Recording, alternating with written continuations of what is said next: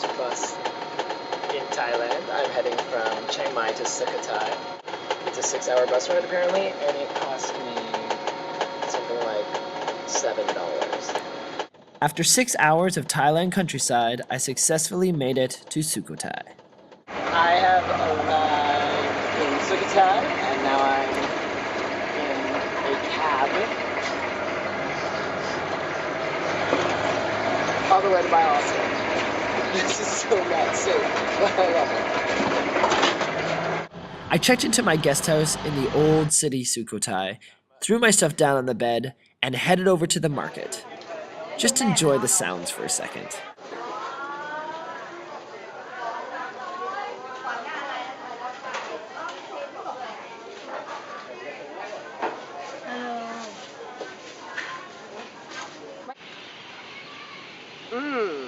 It's chicken on a stick. I got it from this random lady who, I don't even know what part of the chicken this is, but she just handed it to me and said it was 15 baht, so I took it. And I hope I don't get sick. Alright, so I gave it a shot and discovered that she sold me 15 baht worth of bone. Thankfully that's 50 cents Canadian. But I ate everything on the stick. It's all bone. I found someone to enjoy the rest of my dinner and then headed off to a celebration of Sukhothai's history.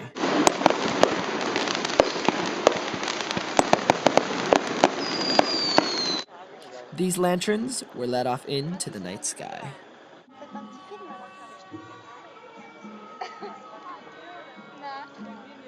The next morning I headed off to find some temples, but came across some other stuff on the way. In order to complete one of my bets, I was trying to find a Jersey cow, but this is the best I could find.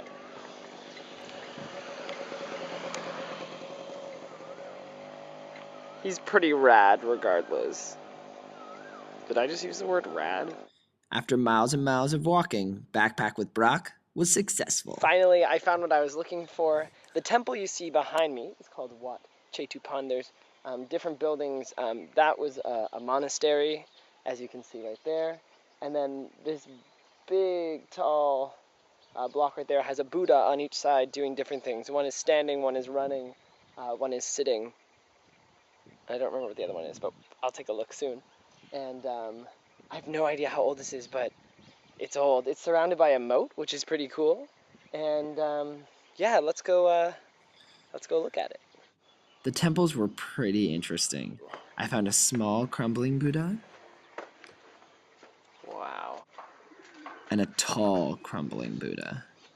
Alright, and just to give you an idea of how big this Buddha really is, check this out.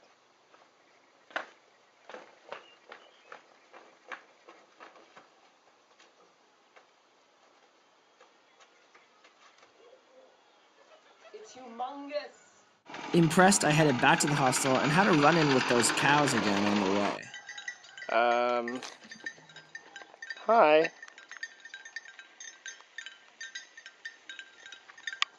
Oh my god!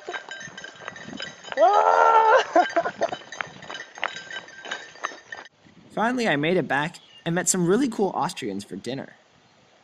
The thinking Austrians.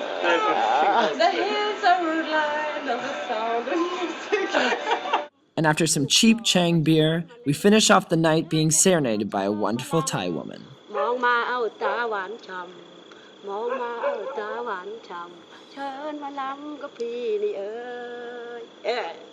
The next day meant temples, temples, and more temples.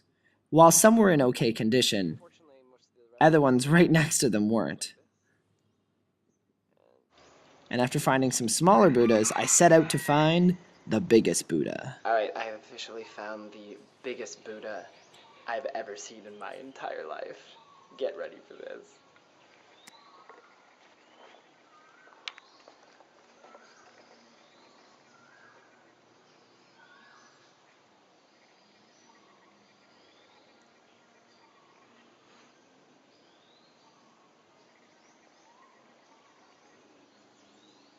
It's amazing. You can see the gold on his hand. I allowed a monk to finish his prayers, and then truly got an idea of how big this Buddha really was. That was pretty spectacular. It's huge. I could not believe how big it is. I mean, I'm sure there's bigger Buddha statues around the world, but that was pretty big. The best part was when a monk actually came in and came to pray. So I kind of stepped back with my camera and just let him do his thing. And then didn't know whether I should take a picture or not. And all of a sudden he whipped out his camera phone and took a picture. And then asked me to take a picture of him with his camera phone in front of the Buddha. Golden. With only a few more hours left in Sukhothai, I met some really cool Germans, found an elephant temple, and enjoyed one last meal at the Coffee Cup, my favorite restaurant on the Strip. Oh yeah, with a girl named Victoria from France. Hello. And then it was goodbye Sukhothai under sunset.